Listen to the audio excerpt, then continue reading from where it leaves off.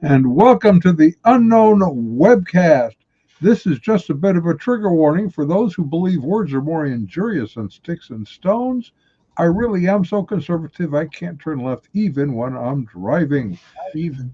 In addition to giving trigger warnings to our viewers, Ron Hensel and I both drink coffee for your protection. This week, our friend and former JW elder, Bob Gray, sometimes known as Doc Bob, joins us to point out that this is not your parents' Watchtower Organization. My name is Don Vino. I'm president of Midwest Christian Outreach Inc. in Wonder Lake, Illinois, which produces the Unknown Webcast, and our senior researcher is Ron Hensel, who will introduce the sponsors of today's webcast. And here is Ronnie Baby. I'm glad you didn't say our former friend, but rather former Jehovah's Witness elder, right? Yeah, exactly. Greetings. He could be our former friend. Well, maybe after today. Greetings from sunny Florida, where the palm tree came out, saw its shadow, and now we have 12 more months of summer. Our sponsor for this edition of the Unknown Webcast is World's End Theology Outlet, your one-stop resource for half-baked heresies, dubious doctrines, and other ideas whose time has gone. World's End Theology Outlet, our regular legal disclaimer. Our guest on today's webcast, insert name here, Dr. Bob Gray, has no connection whatsoever to any of the satirical content of the Unknown Webcast, hereafter known as the webcast, although we probably will not mention it again. The satirical content includes any and all commercials, end credits, puns, smart remarks, or anything else that might fall under the definition of satire. In the meantime, Midwest Christian Outreach Inc. bears no liability for or responsibility for anyone's opinions regarding the satirical content. Our regular announcements notice: the opinions expressed on this webcast are ours and should be yours too. If it annoys you, or if you really enjoy it one way or the other, if you want to ensure continued access to this program, please go to midwestoutreach.org, click the yellow donate button, and contribute as you feel led. And as you do, never fear, this webcast is Y2K compliant. And don't forget to subscribe to us on your favorite video channels. And now we introduce our special guest, Dr. Bob Gray. We have genuine fake applause for Dr. Bob Gray.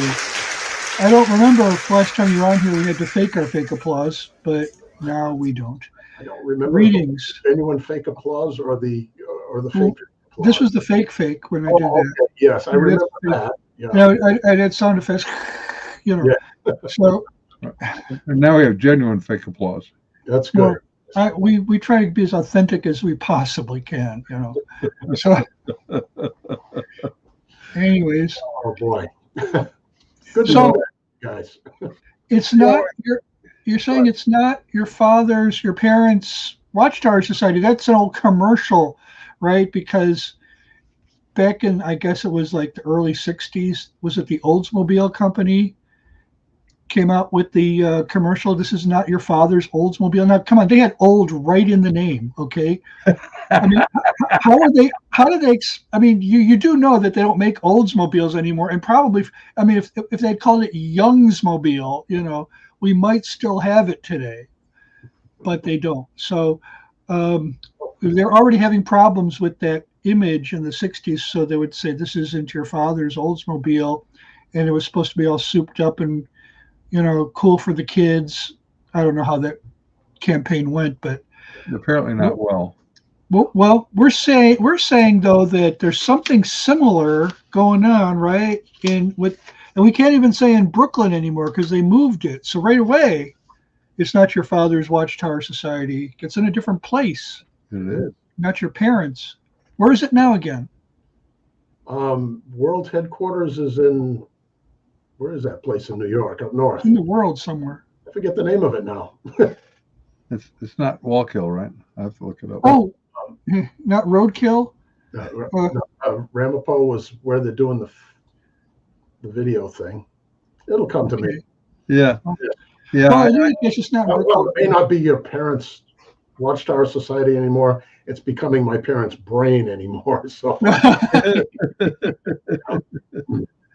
well, you know, we decided we kind of wanted to do this because there's always changes in the Watchtower. In fact, one of the things Bob and I have talked about from time to time is when we're talking with a Jehovah's Witness, I can almost always tell about how long they've been in the organization based on what they think the current light is. Because if it's been a long time, they don't always realize that the light has changed or transitioned or moved and is now something different. Well, that for me, I can relate to that because I used to use incandescence. Then I went to fluorescence, and now I'm using LEDs. So, my current light is different from what it used to be. Yeah. But it doesn't change your home all that much. Maybe the appearance of it. I remember Joy was talking with one of the women that actually is the reason why we got involved with this, because she really wanted to reach them, about the question of organ transplants. And she said, well, we can't do organ transplants. And Joy goes, of course you can. They changed that. And she gave her the year. And she wanted to argue with her. And another JW lecturer goes, no, yeah, they had new light on that one too. Yeah, the basic takeaway from that is never argue with Joy about this doctrine. I mean, you'd think they would learn by now, Well, on these issues, because she's got like the material down cold, so. Yeah, she's got you coming, and that's it. But the whole thing is, one of the things we've seen in multiple circles, theologically, in church circles, we've seen for decades now, really, literally, people in Reformed theology going back and reconnecting with the doctrines of the Reformation. And as a result of that, we've also seen Arminians going back and reconnecting with the writings of Arminius, and we've seen Lutherans. They even have a word for it. It's called ressourcement or ressourcement, in English. And actually, there was actually a Catholic movement that kind of was doing the same thing a couple of decades ago, going back and connecting with medieval theologians. So the idea of permanence, of the idea that we connect back to the original apostolic teaching, and that doesn't change, has been enormously important for Christians, but apparently not so much for Jehovah's Witnesses. I mean, if you can just adjust your mind to the fact that today's light might not be tomorrow's light, and that I might die because I can't get an organ transplant today, but tomorrow, if I can just hold out until they get new light in the governing body, maybe I can make it. It's interesting too, because Charles Russell, when talking about the whole thing about new light, and first of all, the whole new light thing, they quote Proverbs 4:18 in that, and it doesn't say that. It's contrast between the path of the righteous and the path of the wicked, and it's saying that the path of the righteous gets brighter as the day. Yeah. So we'll look that verse up here. But Charles Russell,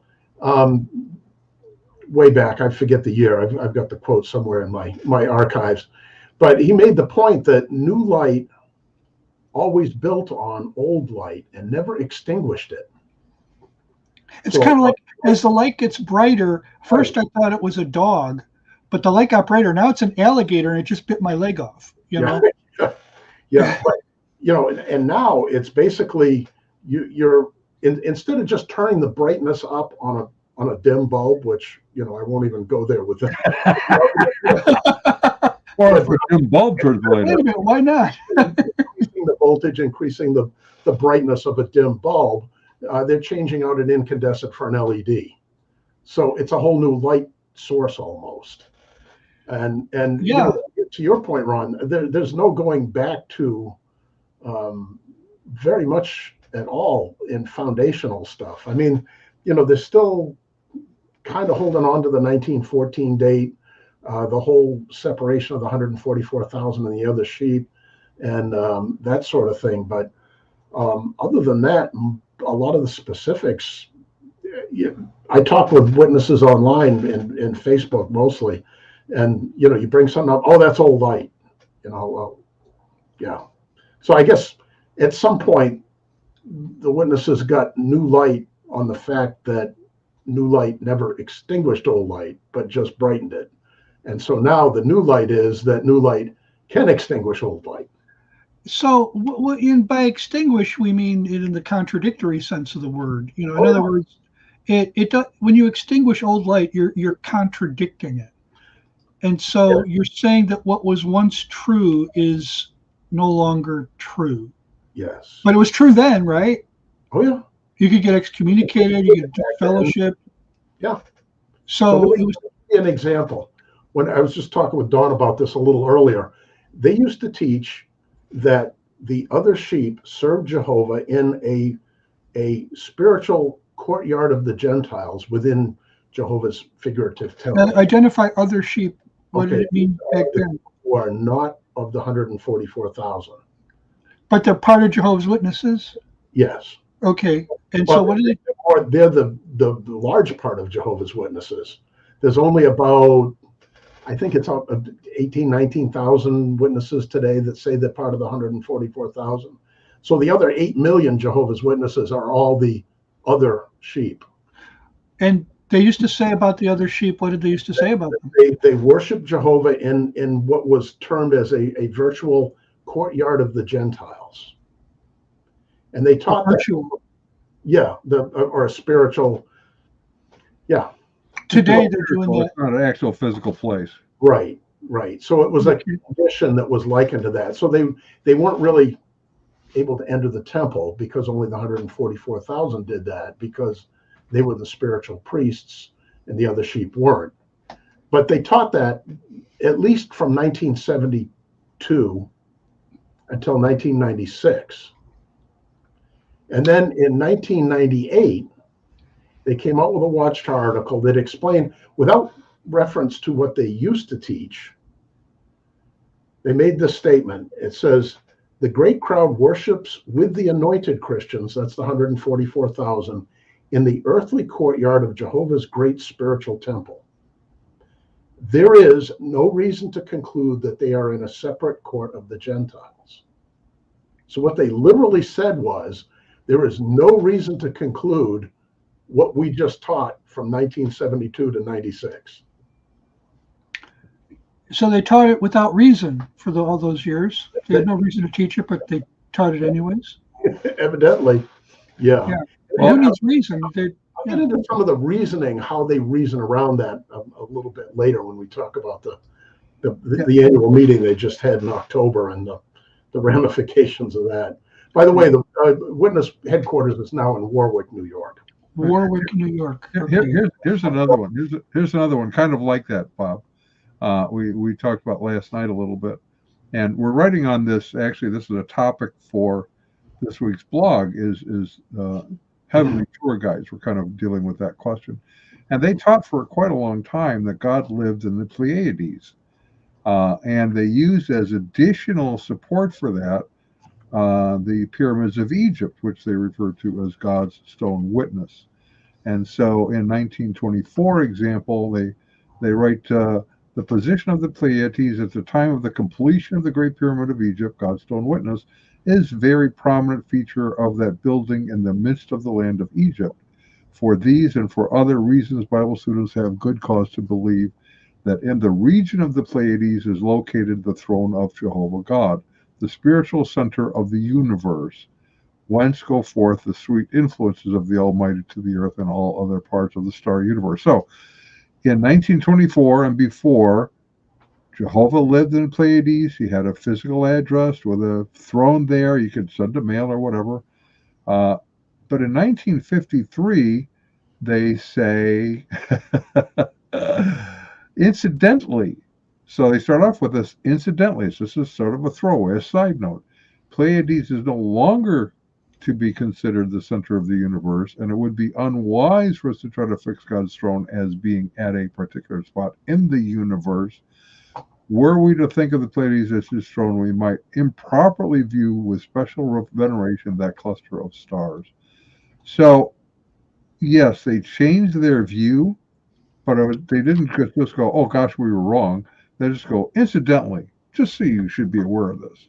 We really shouldn't think of it that way. Yeah.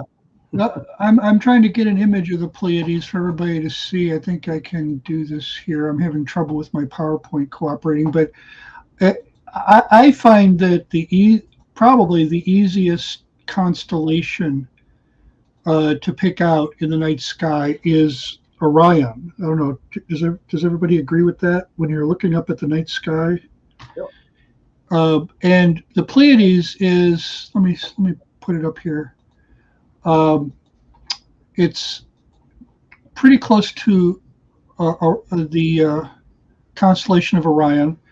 So you see, you kind of see like an archer there. It almost looks, that's Orion is like an archer, and you can see his bow, and you can see his belt, Orion's belt, and there's a star called Aldebaran. Now, between Orion and Pleiades, there's actually another constellation, Taurus, the bull, but they took it out of here.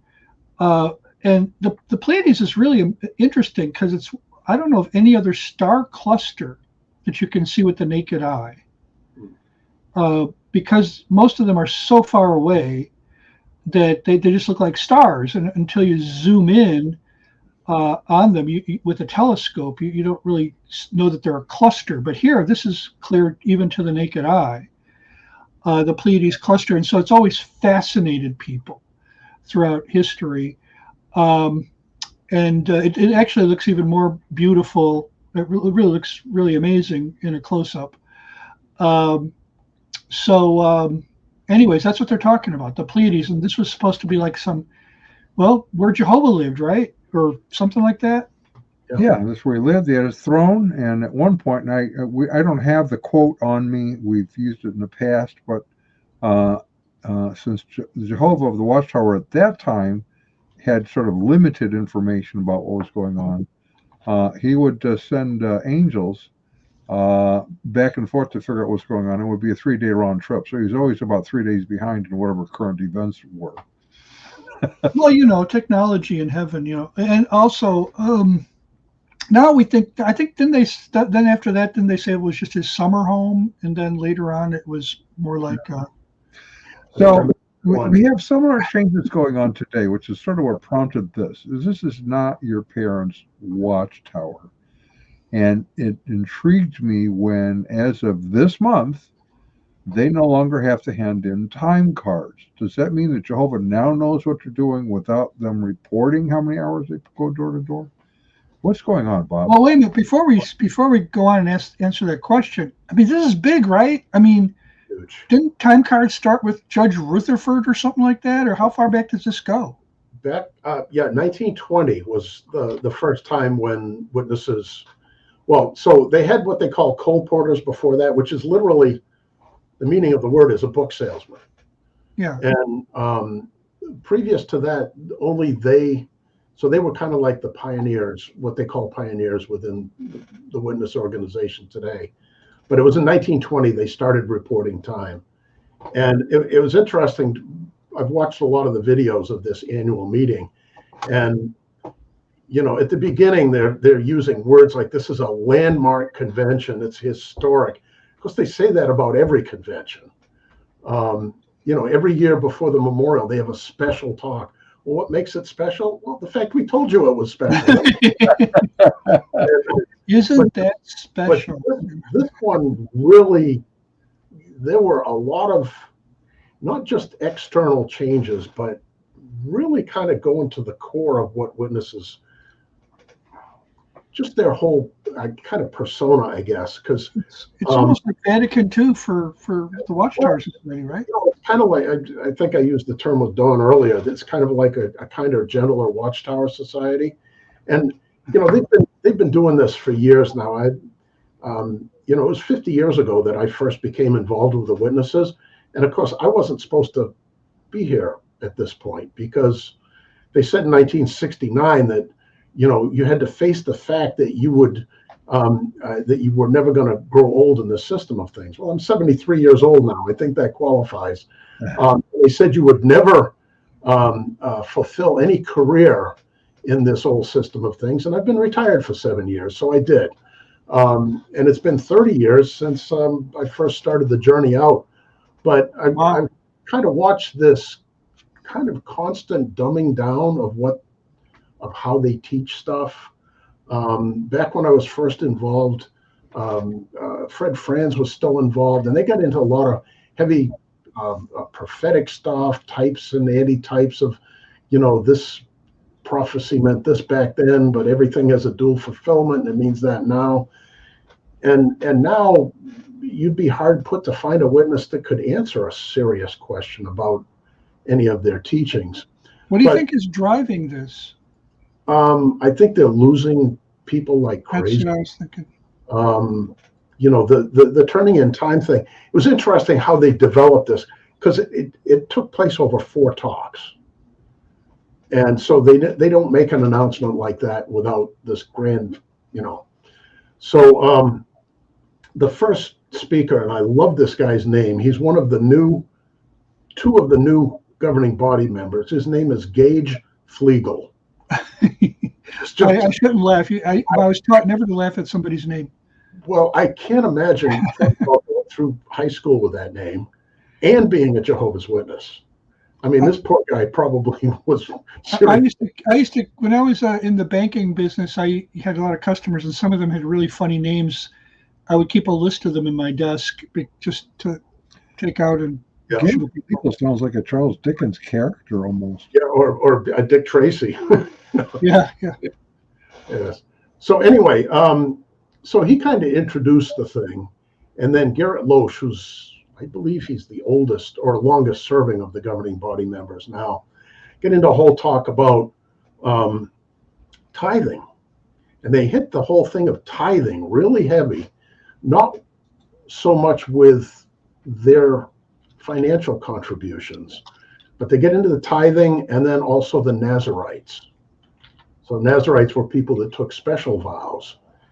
And so he got into that and saying how there was nobody that under the tithing arrangement in the Old Testament that was assigned to keep track of whether everyone paid their tithe or not. They were just responsible before God for what they tithed.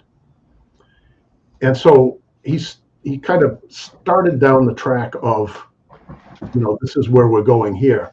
And then they brought in Sam Hurd, who kind of delivered the final thing here. But he talked about how that with the tithing and Nazarite arrangement, this modern equivalent.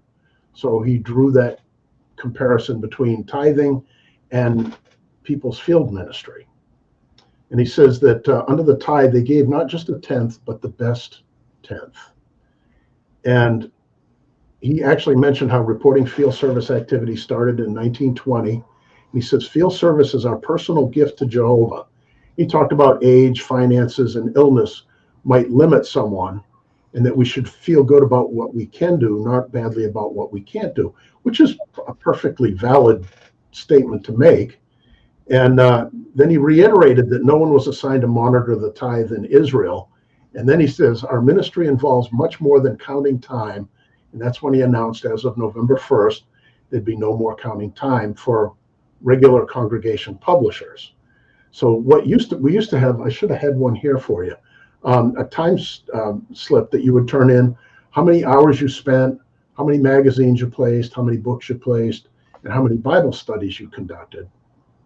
Now there's a checkbox that says, yes, I engaged in some sort of ministry this month, and then just how many Bible studies you conducted. Now, circuit overseers, Bethel workers, regular and auxiliary pioneers, and missionaries continue to report their time.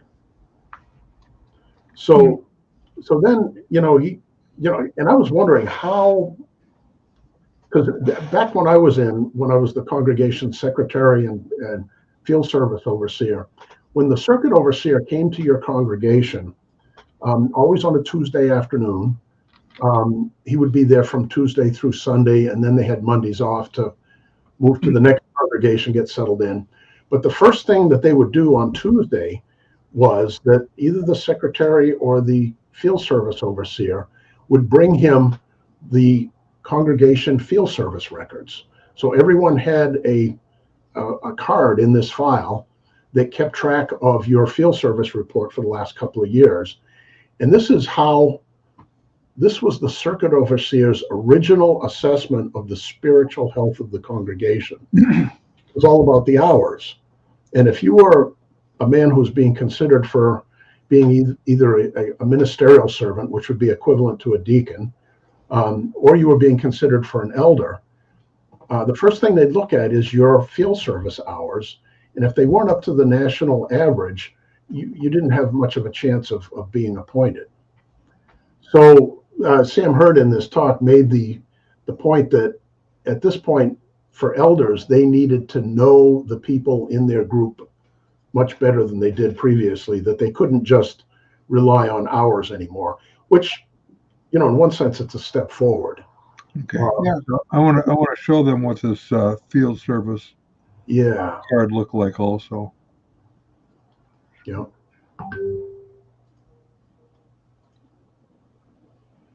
And there you go. So name, month, placements. That's like printed and electronic. So. How do you place? I guess electronic. You would email somebody something. Link. Yeah. A link to something on the website. Yeah, on jw.org, of course. Right. Of course, yeah. Video showings.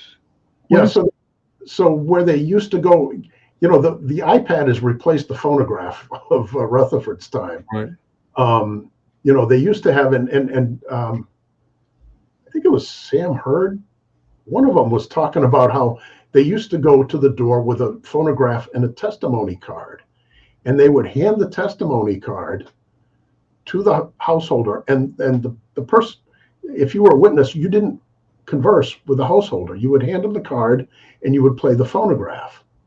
And he told the joke about how these two women went to the door, handed the man the testimony card, and the wife yells from the background, what's going on out there? He goes, I don't know. He says, two deaf ladies trying to tell me something.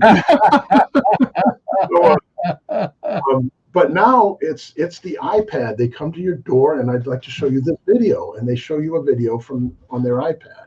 How long is this video usually, do you think? They don't come to my door anymore, so I don't know. I mean, I'm just thinking, how long are they going to keep me here watching this video when I get stuck at my front door? Yeah. So I'm guessing they would keep it short. Short, yeah. So hours, how many hours you're going? Is this a daily thing or this month? Well, that's for the month. Yeah, okay. This is a newer one than we had. You would do it day by day, and usually at the end of the month you would turn one in that had all the totals on it. I got you. So this is visits. So many times you've gone back to a householder. Yeah. And the number of different Bible studies conducted. So you're trying to always engage more and more Bible studies as part of your field service. What kind of comments would you usually see? Like, I was such a good Jehovah's Witness this month, or what? I didn't fill that in very often. I was a regular pioneer for 5 years. So I was committed to 1,000 hours a year of going door to door and conducting Bible studies. It's half a full-time job, basically.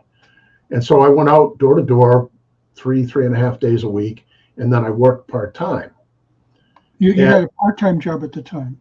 Yeah, I had my own business, so it was definitely part-time. But pioneers weren't the only ones who filled this out, right? No, everyone did, yeah.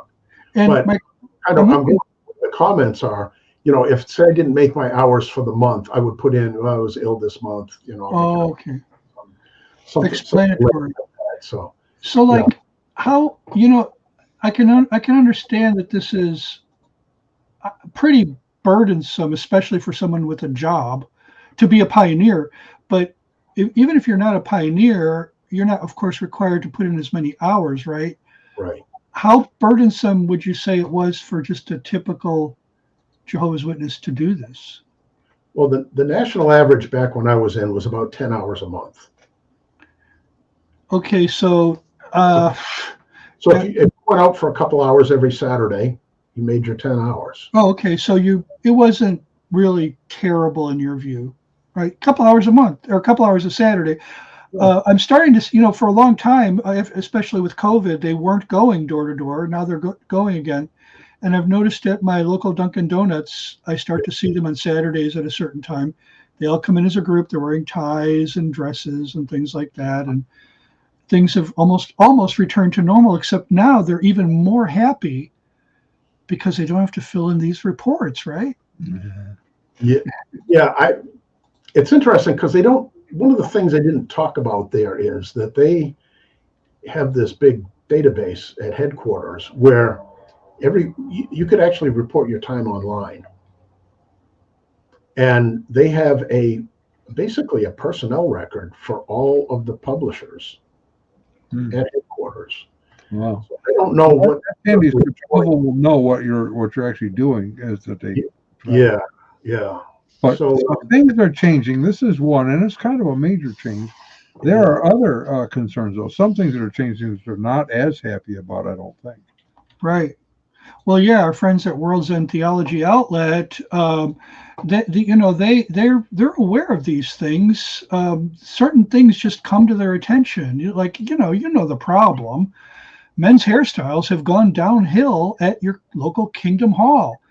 And the reason is clear: misunderstandings arising from the New World Translation revision.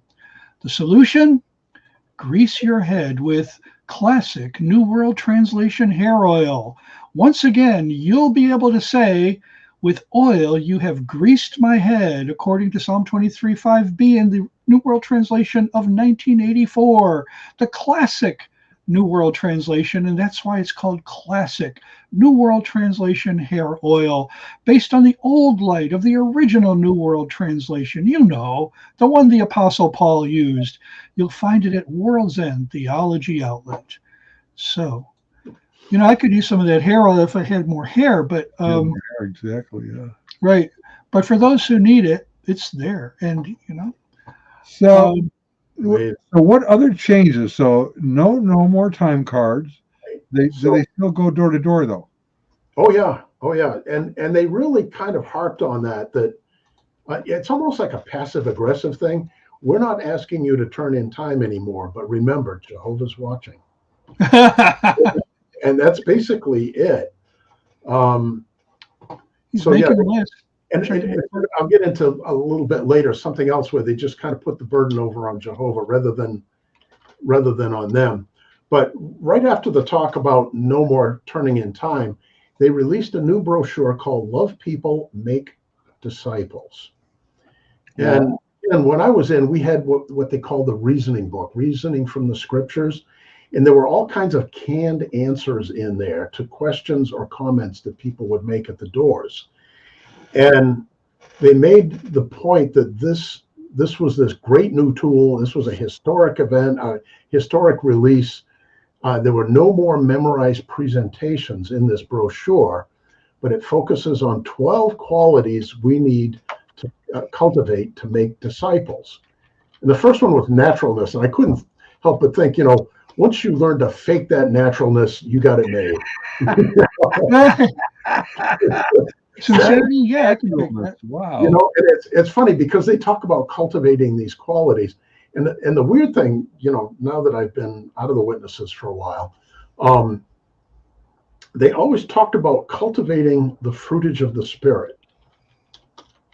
You're like, okay, if I cultivate that then it's not the fruitage of the Spirit anymore. It's the fruitage of my cultivation. So I went into Publix the other day and says, where do you keep your fruitage? Yeah. Yes. And you are happified to find out, huh? That was another word that they used back. They had a word. They used the. I was happified. Yes. What? And they said something. Jehovah happifyingly does something. They had to add that. Yeah.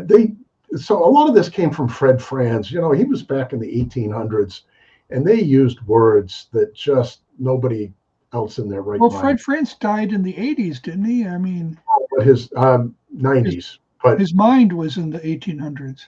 Yeah, exactly. So, so it was naturalness, kindness, humility, tact, boldness, perseverance, patience, empathy, commitment, simplicity, and courage.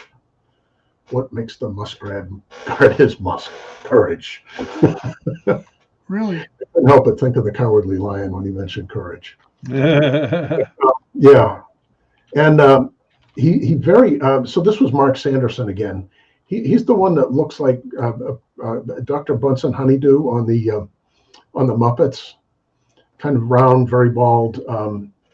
He was very involved in all the stuff that went on in Russia because I believe he speaks Russian. Anyway, Well, He very energetically said, in some countries like the Philippines, we're experiencing record growth. in some countries like the Philippines, okay. Yeah. Like such as that one.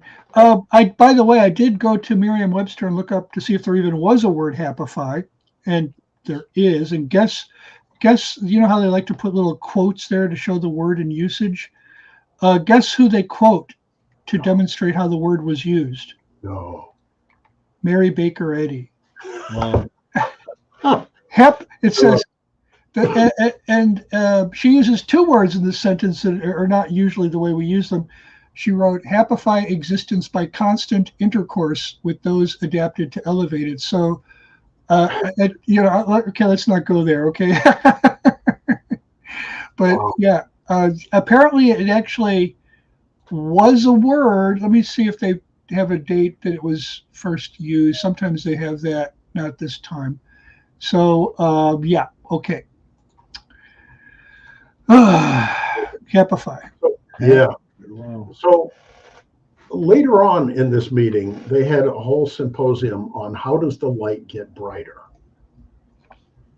And this introduced a whole bunch of other changes. But it's interesting the approach they took to this. Jeffrey Winder, who's one of the governing body's helpers, he made 4 points, and it was a question answer type thing. By what means does Jehovah reveal new light? He basically says it's through his spirit, which makes sense. And then to whom does Jehovah clarify understanding? And they went right to Matthew 24:14, through the faithful and discreet slave. And then he says, so it's already clear how through the means of the Holy Spirit and the faithful and discreet slave, this new light comes. And then when does Jehovah reveal new light? Again, Matthew 24:45, it says that the slave gives the household the food at the proper time. So through the Holy Spirit, by means of the Holy Spirit, through the faithful and discreet slave, and at the proper time. And then at what rate? So then they go back to Proverbs 4:18, light gets brighter gradually. And so he says, we have the privilege to live in the last days, but at a pace that we can absorb and what we can use. We thank Jehovah for that. The light gets brighter by means of the Holy Spirit and by the faithful and discreet slave. So he says, then he makes the great statement, knowing this, then we're not embarrassed by adjustments that are made.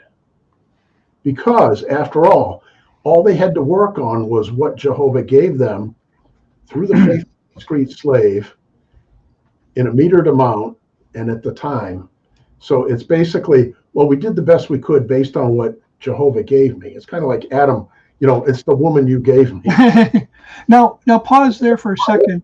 Well, let me finish that Okay, go ahead. Because I couldn't believe. It says, knowing this, then we're not embarrassed by adjustments that are made, nor is an apology needed for not getting it exactly right previously. Okay, that's interesting because Bombshell. because they're saying it was at least partly wrong.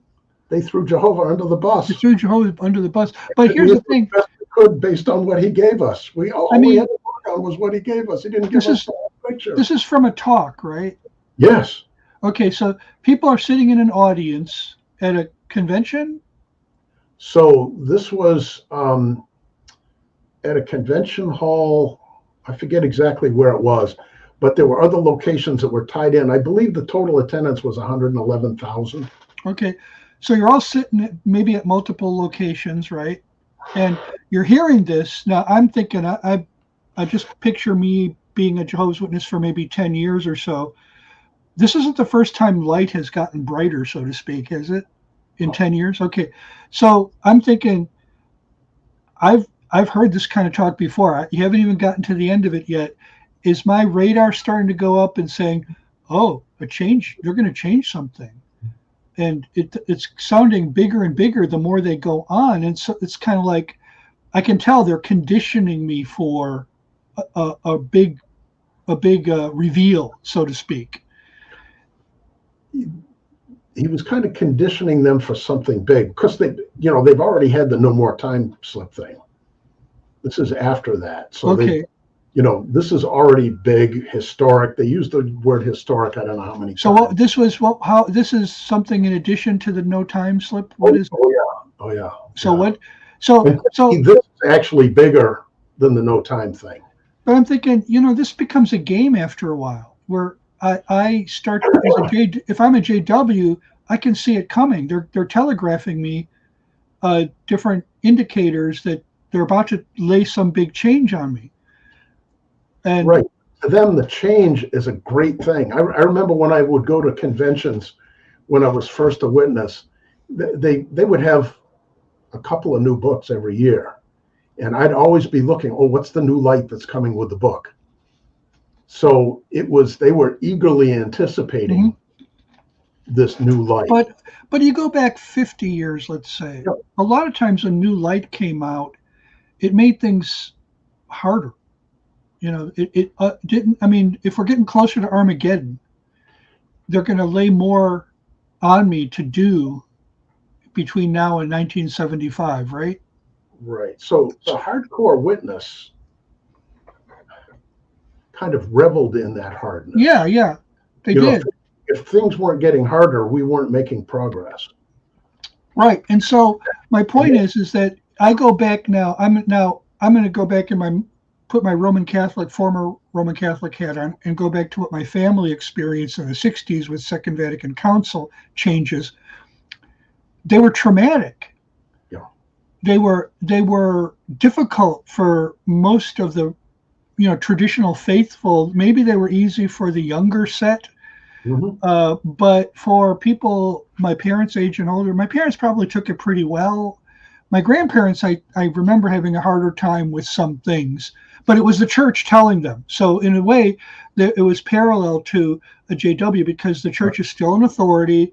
They're still behind the changes, but still, when you're being told the way you've been doing it all your life, in so many ways is going to change. It was difficult. And I'm getting the impression now that it's getting easier. These changes, in other words, they don't look at the Watchtower, they see it as a mutable, not immutable, but a mutable organization, and that's just okay. It's okay if they got it wrong. Well, but there's still a prophet. That's okay today. They don't ever really say that, though. I mean, it's like, I want to go back to the new light thing just for a moment, because Joy and I use this a lot, and it works like this. Proverbs 4, as Bob pointed out, it says that the light of the righteous, the path of the righteous, gets brighter as the noonday approaches. And what that has is this picture. You're walking along, it's just dawn, and you see out in the distance what appears to be a building. And so you go, I think I see a building ahead there. And then as you walk a little farther, the light gets a little brighter. You go, it's a multi-story building. And as you get farther along the road, the light gets brighter. You go, it's a 10-story building with copper windows. And a little farther along, it's a 10-story window with building with copper windows and a sign on top that says the company's name. So nothing has changed. You've had added information. Yeah. On the other hand, the path of the unrighteous is darkness. And as they walk along, they go, oh, I see what looks like a horse. You go a little farther, you go, no, it's an outhouse. And then you go, no, it's a tractor. They never knew what it was. So which one really explains the Watchtower's process? Which one of those two? It's not the first one. And if I can't trust them to get it right between the tractor and the outhouse and all that, how can I trust that they have it right now and that they'll have it right in the future? Yeah. No, that's true. So kind of this statement here that I just read, witnesses never felt the need to apologize for anything anyway, because they were doing Jehovah's will as communicated to them by the faithful and discreet slave. And actually, I've got an article on my webpage about apologies and excuses about the whole 1985 thing, and how when they offered what many witnesses would point to as an apology, it was just a series of excuses. And really, this is just an excuse, again, throwing Jehovah under the bus. He only gave us limited information. We were doing the best we could with what we had. So we don't need to be embarrassed because we didn't get it right, nor do we need to apologize for not getting it right. So if your Aunt Mary died of not having a blood transfusion, and they've changed the thing on blood transfusion, or we mentioned earlier, organ transplant, they are not embarrassed by that change, and they don't have to apologize for it because it wasn't their fault. Which to me is just, that opens the door for all manner of abuse. But let me kind of go on to where he was going with this, because the next thing, David Splain, who is, they usually get him to explain stuff that I don't think any of the other governing body members really wanted to tackle. And his name is Splain. Explain me this, Lucy. He has a lot of splaining to do. Okay. Yeah. And he's the one that they used for the overlapping generations explanation, which I still haven't figured out, nor do I'm not going to spend a lot of time on that one. But the way that so he gets into Jehovah has entrusted the judging to the Son, which is true. And then, so for years, witnesses taught that if you died before Armageddon, with few exceptions, you would be resurrected into the millennium and have a chance to learn the truth and true worship and all of that. So people would literally say this: oh, my Uncle Fred, he was a non-believer. It's good that Uncle Fred died before Armageddon because at least he'll get resurrected and have a chance and all of that. So he says we should not be dogmatic about who will and will not be resurrected. We just don't know. And that phrase, we just don't know, was repeated again and again and again through this series of talks. So it used to be they would tell us about how much they knew. Now they're telling us about how much they don't know. Interesting. So, do you think this is marketing strategy? I mean, repackaging? Well, and again, it lets the governing body off the hook. But it's also very postmodernist. Are they adjusting to the culture? To some degree, I guess. But yeah, so yeah, it's weird. So they went through a kind of a review of what their present view of Armageddon was. It says, Jesus, along with a resurrected 144,000 and a myriad of angels will battle. This is new, I'm sorry. Jesus, along with 144,000 and the myriad of angels, will battle with those who oppose Jehovah, his kingdom, and his people here on earth. It used to be that the 144,000 had no part of that. Right. That's new. And as I remember the scripture, it doesn't say Michael and his angels and the 144,000 battled with anybody. So, and there was another talk recently, and I need to go find it again, where one of the governing body made the statement that during the Great Tribulation, Jehovah will send that the Jehovah's angels and the 144,000 will rescue us. I don't know if the 144,000 have been notified of their new job. But, yeah. Oh, I have to battle demons. Yeah, no thanks. And so years ago, when I was a witness, we believed that we were taking part in the separating work of the sheep and the goats. So it mentions about that Jesus would, separate people as sheep, and we would, somebody blew us off at the door. Yeah, he's kind of a goat. And then in the 90s, they changed that and said that it took place later on. Well, now they're saying that it appears that the judgment of the sheep and the goats takes place near the end of the Great Tribulation.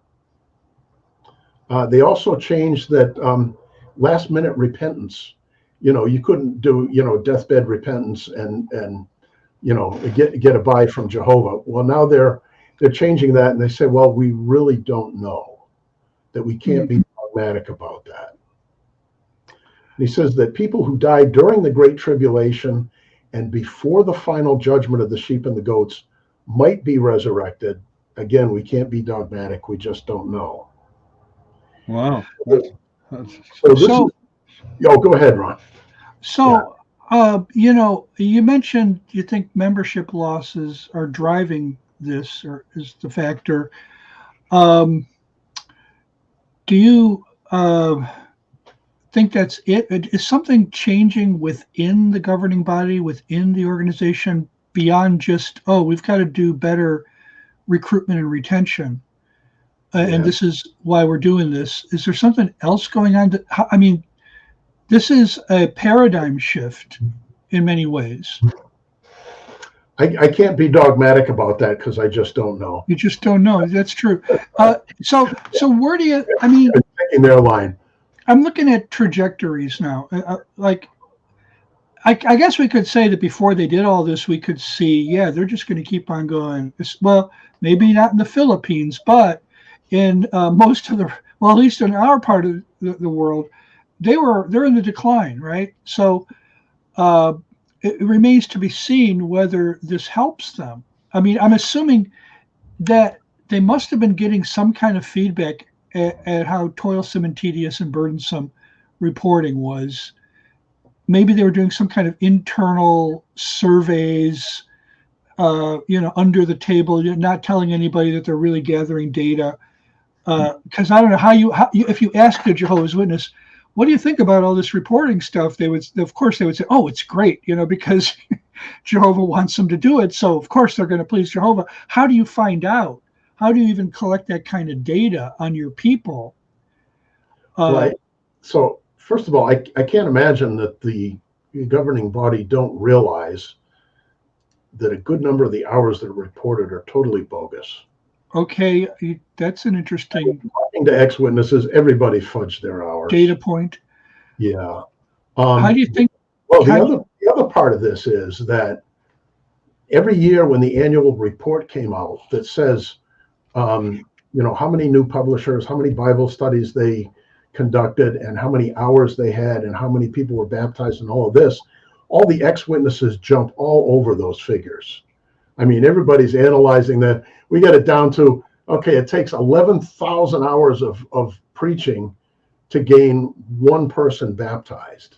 Right. And then we look at the number baptized and look at the increase in the number of publishers, and you go, well, you baptized a whole lot more people than we see in the increase of publishers.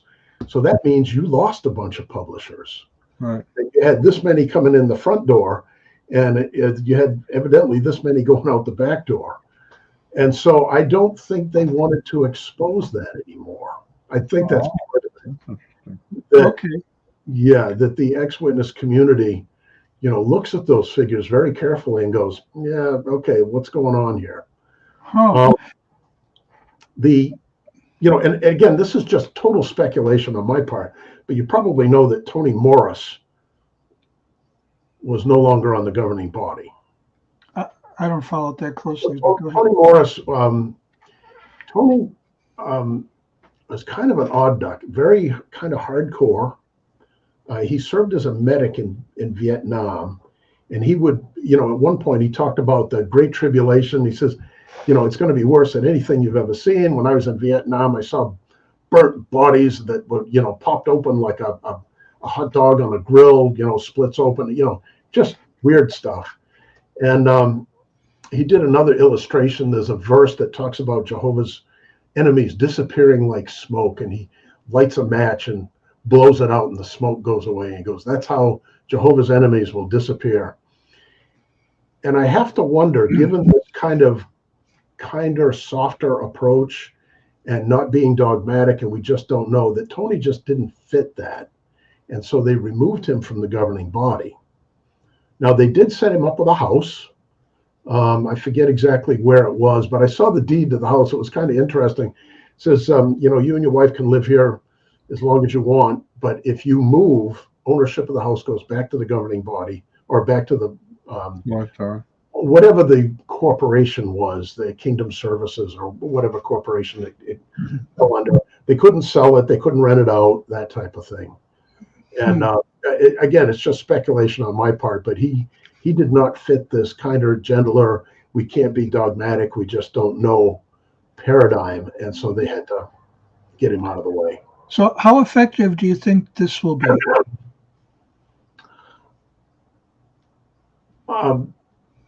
Effective how? Well, in terms of numbers, if this is a reaction to membership losses, I think what we're really looking at is, I can't direct, maybe you can see it, but I don't immediately see how it's a recruitment tool, but I can see how it might be a retention tool. Will it do that? That's a good question. There's a number of ways to look at it. One, at various points in the past, when they tightened down on things, it almost looked like they wanted to get rid of the slackers. Now it seems to go the other way. Now they want to get rid of the hardcore people that are kind of embarrassing at times. Slackers welcome. But when you say they were trying to get rid of the slackers, there generally was, after that happened, a resurgence, because there was this fear instilled in those who were still there that they might get destroyed at Armageddon, and became more aggressive at recruiting. I remember when we got involved with this, it's because the Jehovah's Witnesses had their failed prophecy of 1975. And things did not go well after that for a while. They tried a couple of things, one of which was they allowed them to have Bible studies where they actually studied the Bible. The problem was they started losing more people as a result of that. And then they had a series of articles of Avoid Independent Thinking in 1982. There are those who think they consider the Bible alone or in small groups, but strangely such Bible reading has caused them to revert back to the doctrines pagan Christendom had been taught 100 years ago. To which I go, well, if that's what they go back to, what do you suppose the Bible teaches? Yeah. Well, a lot of that was in reaction to Ray Franz, too. All right. Because that's exactly what he was doing within the governing, well, he was a governing body member, and he was part of a Bible study group, and they came to some conclusions that contradicted what the governing body as a whole was teaching. Right. And so they also kind of let the people get a little more socially interactive, which is how Joy met these Jehovah's Witness women that joined a bowling league together with all of the, the sort of the unwashed non-JWs. It was sort of interesting. And Joy became friends with them all. Now, they sort of squelched that down after a while. Why? Because they were starting to lose members again. Yeah. So they had to get this fear factor back in there to get them tied back into the organization. You will get destroyed at Armageddon if you don't do X. That's a pretty powerful weapon to use against people. Yeah. Well, I guess only time will tell what effect this will have. I mean, yeah, you don't have to report it anymore, but you still have others watching you, right? Yeah. Jehovah's watching you. And who knows, but maybe your local elders or whatever are kind of keeping notes on you. Yeah. Because Jehovah needs other people to do that for him, right? Yeah. Yeah. Exactly. So it'd be interesting. The level of reporting is now with the elders, and because so much of this takes place through jw.org in different logins. Elders have a certain login, ministerial servants, different people in different functions have different logins. So we don't really know, and of course the weird part of all this is that the whole digital privacy thing in Europe is very strict, but in the US, they've had to sign off. If you want to be a congregation publisher, a few years ago, I know they had to do this, where you gave them permission to keep data on you. So if you did not sign that, you could not be an unbaptized publisher, nor could you eventually get baptized. So you basically were giving up your digital privacy rights. This is fascinating. Yeah, there's a lot there, and it's hard to tell what their motivation is. I mean, I guess we can only speculate about their motivation based on what we see there, as you mentioned, Ron, their trajectory is as far as all this. But the trajectory I'm seeing is a kinder, gentler organization that's making it easier for people to become and to stay witnesses. Okay. Well, it's going to be interesting to see. And with that, we're going to have to ask Ron, would you walk us out of here? Let's give credit to whom credit is due. Our resident cult leader profiler is Neil before me. Our wardrobe manager is See How It Fits You. Culinary services are provided by Chef Ham and Cheese. Our tinfoil head provisioner is Just In Case. Jehovah's Witnesses coverage comes from Armageddon and D Opposer. Our Mormon archives manager is Polly Gummas. Our liberal denominations bureau chief is Lucy Goosey. Our transgender issues coverage comes from Ben Hur.